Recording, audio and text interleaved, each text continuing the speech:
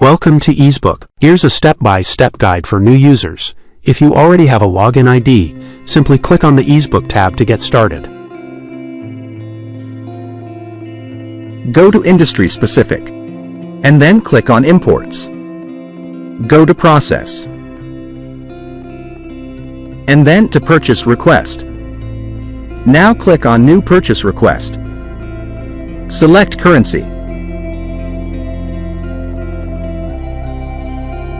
Write Purchase Subject. Select Department. Select Request Person.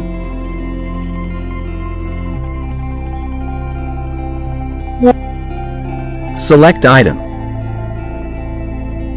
Select Unit Type. Select Quantity. Select VAT.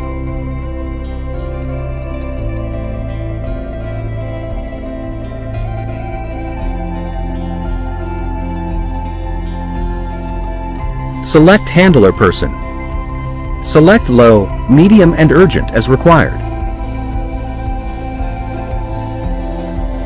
Click on Save Standard Purchase Request and then save an index your requested is created.